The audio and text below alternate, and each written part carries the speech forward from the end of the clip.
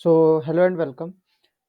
इस वीडियो में हम पल्सर की बेसिक फिजिक्स के बारे में थोड़ा जानेंगे और हम बेसिकली करेंगे क्या कि पल्सर को एक मैग्नेटिक डाइपोल के थ्रू मॉडल करेंगे और फिर कुछ सिंपल कैलकुलेशंस या कुछ सिंपल एस्टिमेट्स लगा के हम उसकी मैग्नेटिक फील्ड का एस्टिमेट लगाने की कोशिश करेंगे कि आखिर कितनी मैग्नेटिक फील्ड है एग्जैक्टली पल्सर की सरफेस पे। तो ये ऑब्जेक्टिव है। पल्सर के बारे में ऑब्जर्वेशंस क्या है या फिर हम पल्सर होता क्या है, हम उस तरफ आते हैं।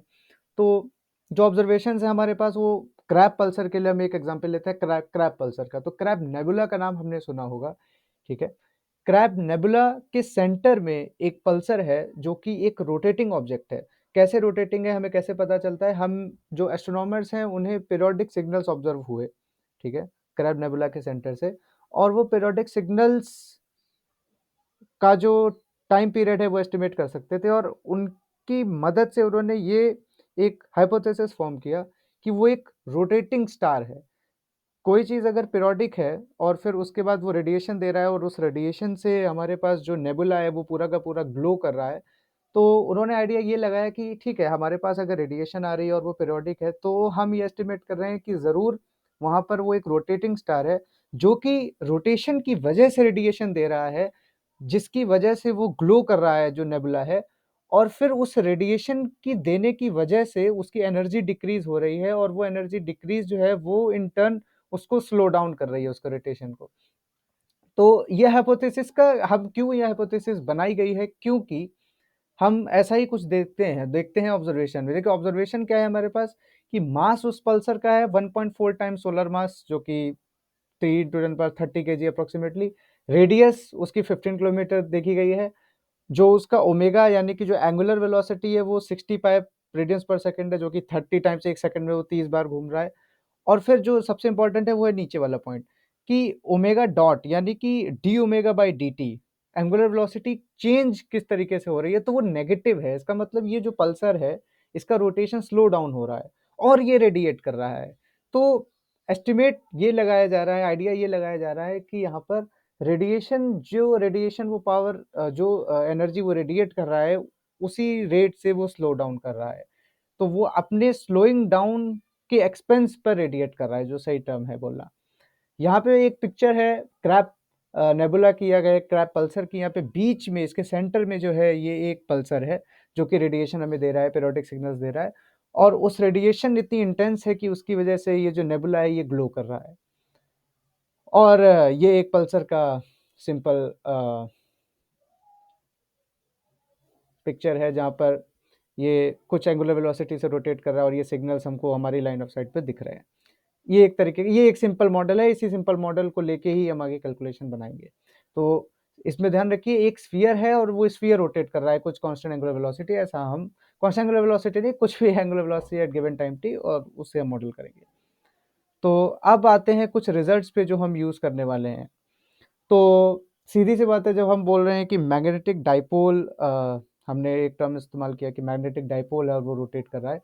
तो मैग्नेटिक डाइपोल की वजह से जो मैग्नेटिक फील्ड है किसी पॉइंट पी पे, वो उसका एक्सप्रेशन हमें चाहिए होगा और वो मैग्नेटिक फील्ड का एक्सप्रेशन ये है। ओके, तो ये क्या दिखा रहा है कि हम ये बोल रहे हैं कि ओरिजिन पे कहीं पे मैग्नेटिक वेक्टर है, मैग्नेटिक डाइपोल वेक्टर है, वहां से किसी पॉइंट पी पे जिसका पोजीशन वेक्टर एक्स वेक्टर है, हमें कितनी मैग्नेटिक फील्ड मिल रही है, इसकी वजह से उसका एस्टिमेट इस तरीके से। फिर जो दूसरा रिजल्ट हम यूज कर रहे हैं वो है पावर रेडिएटेड, जो कि रिटार्डेड पोटेंशियल के कॉन्सेप्ट से आता है। यानी कि जब भी हमारे पास जो मैग्नेटिक डाइपोल मूवमेंट है, जब वो टाइम चेंजिंग होगा यानी कि वो टाइम डिपेंडेंट होगा, उस केस में पावर रेडिएट होती है। यानी कि अ, कितनी भी आप ज़्यादा बड़ी रेडियस, इन्फिनिटी रेडियस पे भी आप चले जाएं, इन्फिनिटी डिस्टेंस पे भी आप चले जाएं, आपको कुछ ना कुछ रेडिएशन मिलेगा जब भी ऐसा होता है। जब मैग्नेटिक वेक्टर जब मैग्नेटिक डाइपोल वेक्टर आपका डबल डेरिवेटिव उसका नॉन जीरो होता है, यानी कि वो टाइम चेंजिंग होता है, उस केस में आपका पावर रेडिएशन हमको मिलता है और वो टोटल पावर रेडिएटेड ये फॉर्मूला है। ये जो रिजल्ट्स हैं, अगर आपको ये डिराइव करने या देखने हैं खुद से कि ये कैसे आते हैं, तो फिर आप ग्रिफिथ्स और जैक्सन बुक को उठा सकते हैं और उसमें ये डेरिवेशंस आप स्टेप बाय स्टेप तरीके से कर सकते हैं। लेकिन हम यहाँ पर सिंपली इन टर्म्स को यूज़ करेंगे। और जो कन्वेंशन है वो बस ये, जो डबल डॉट कन्वेंशन है वो न्यूटोनियन कन्वेंशन है, जहाँ पे single dot single time derivative with respect to time double मतलब double derivative respect to time. तो अब हम मॉडल करने की तरफ चलते हैं कि कैसे हम मॉडल कर रहे हैं। तो मॉडलिंग ऑफ अ पल्सर, यहाँ पे मॉडलिंग ऑफ अ पल्सर, तो एक सिंपल मैग्नेटिक डाइपोल मोमेंट की ही मदद से हम उसको मॉडल कर रहे हैं, करेंगे। तो स्टार को हम एक स्फीयर मान रहे हैं, एक रिजिड स्फीयर हम मानेंगे यहाँ पे स्टार को, ठीक है। तो पहले अजम्पशन है कि स्टार एक स्फीयर है और जो कि रोटेट कर रहा है। तो पहले हम एक स्फीयर बना लेते हैं, ये आप मान लीजिए कि एक स्फीयर है, ये उसका सेंटर है। कोऑर्डिनेट सिस्टम हम अपने हिसाब से इंट्रोड्यूस कर सकते हैं, उस पर हमारी मर्जी चल देगी कि एक्स वाई हम यहाँ दे दें और जेड एक्सिस यहाँ दे दें। इस जेड एक्सिस के अबाउट ही हम बोल रहे हैं कि ये कुछ ओमेगा एंगुलर वेलोसिटी से रोटेट कर रहा है, तो ये जो एंगुलर वेलोसिटी है ये ओमेगा है और जेड एक्सिस के अबाउट रोटेट कर रहा है। अब हम कह रहे हैं कि इस स्टार के एसोसिएटेड एक मैग्नेटिक डाइपोल मूवमेंट है, जो कि हम खुद से एज्यूम कर रहे हैं कि वो कुछ इस डायरेक्शन में, इस पर्टिकुलर डायरेक्शन में पॉइंट कर रहा है, जो कि हम मान रहे हैं कि थीटा एंगल की से जेड एक्सिस से थीटा एंगल पे है। अब जैसे जैसे ये स्फीयर रोटेट करेगा वैसे वैसे ये वेक्टर भी इस तरीके से पूरा सर्कल रोटेट करेगा।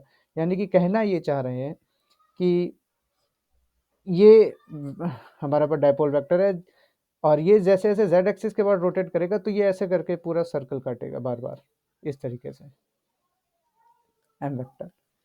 तो जाहिर सी बात है जब ये इस तरीके का सर्कल काटेगा तो इसका कुछ double time derivative non zero आएगा और हमें वही एस्टिमेट करना है। तो हम एस्टिमेट करना चाह रहे हैं मैग्नेटिक डाइपोल की वजह से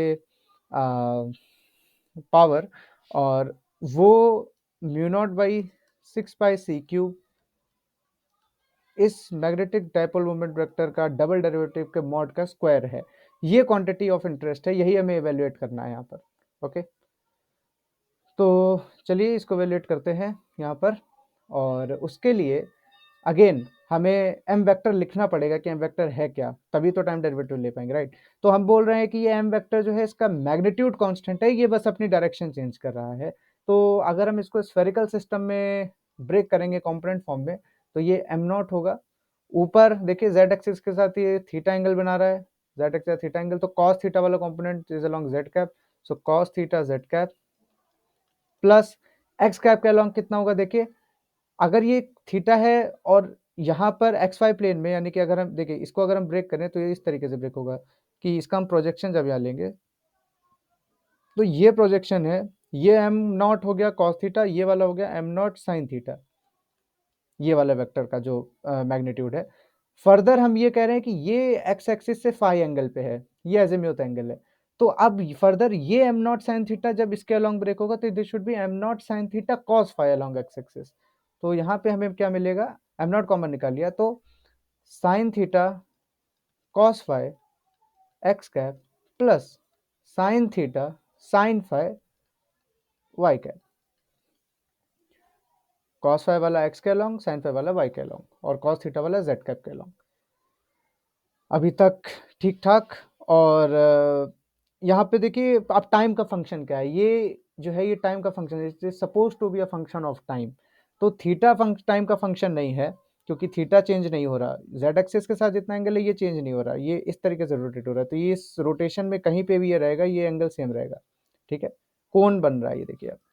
तो फिर आखिर चेंज क्या हो रहा है, अगर आप देखें तो ये फाई चेंज हो रहा है, ये फाई इस तरीके से 0 से 2 पाई के बीच में रोटेट होता रहेगा और वही टाइम के साथ रोटेट हो रहा है। तो जो इक्वेशन है वो क्या बनेगी, d phi over d t, हमें पता है कि ये ओमेगा है, यहाँ से हम phi is equal to omega t लिख सकते हैं, एक कांस्टेंट ऑफ इंटीग्रेशन जोड़ सकते हैं, मगर सिंप्लीफाइंग एजम्पशन लें कि at t is equal to zero, phi zero था, यानी कि जब टाइम जीरो हमने देखा तो एक्स एक्सिस से शुरू किया था, तो इस एजम्पशन में कुछ भी जनरलिटी हमारी मिस नहीं हो रही है। तो यहाँ से सिंपली हम phi is equal to omega T डाल सकते हैं। ओके, जब हम phi is equal to omega T डालेंगे तो एम वेक्टर का डबल डॉट यहाँ पे क्या होगा, तो एक बार हम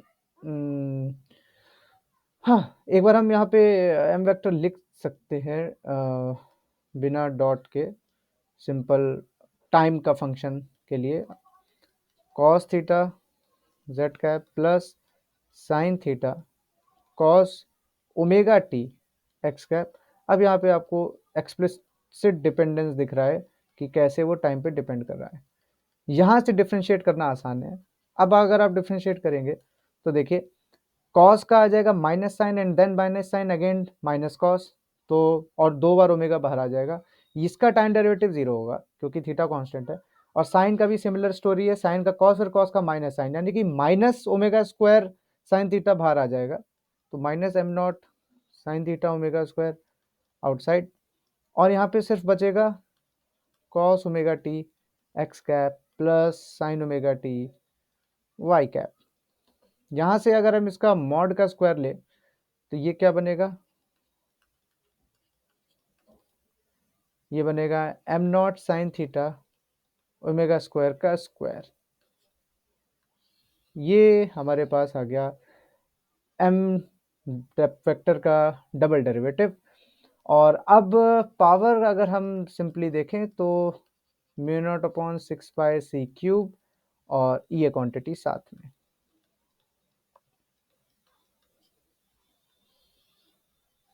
ये आ गई हमारे पास पावर। अब इसके बाद देखिए हम क्या करना चाह रहे हैं। जो अगला आइडिया है हमारा, अगला आइडिया ये है कि ये जो पावर है इसी ये पावर हमें कैसे मिल रही है, यानी कि देखिए कंजर्वेशन ऑफ एनर्जी तो लगना ही है। तो अगर हमारे पास ये एनर्जी रेडिएट आउट हो रही है, हमारे सिस्टम से अगर कुछ एनर्जी निकल रही है, अगर हम एक ब्लैक बॉक्स के टर्म से बात करें, मान लेते हैं ये ब्लैक बॉक्स मेरा न्यूट्रॉन स्टार है या पल्सर है, तो देखिए इस पल्सर से कुछ एनर्जी निकल रही है, ये एनर्जी आउट जा रही है।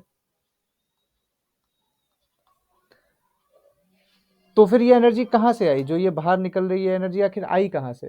जाहिर सी बात है, या तो कुछ इनवर्ड एनर्जी इसके अंदर इसको मिल रही हो तो हम बोल सकते हैं कि उसके एक्सपेंस पे बाहर निकल रही है, लेकिन कुछ इन मतलब कुछ भी बाहर से एक्सटर्नली इसके अंदर कुछ इनसाइड तो एनर्जी का पंप हो नहीं रहा। इसका मतलब इस पल्सर की खुद की एनर्जी जो है वो डाउन जा रही है।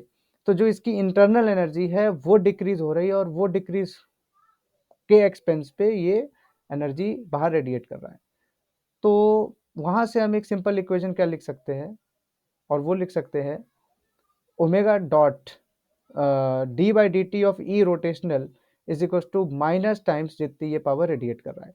ये वो पावर है जिस पावर से, यानी कि वो पावर है कि रोटेशनल एनर्जी की डिक्रीजिंग पावर ये है, और इसको हम इक्वेट कर रहे हैं जितना वो बाहर की तरफ एमिट कर रहा है।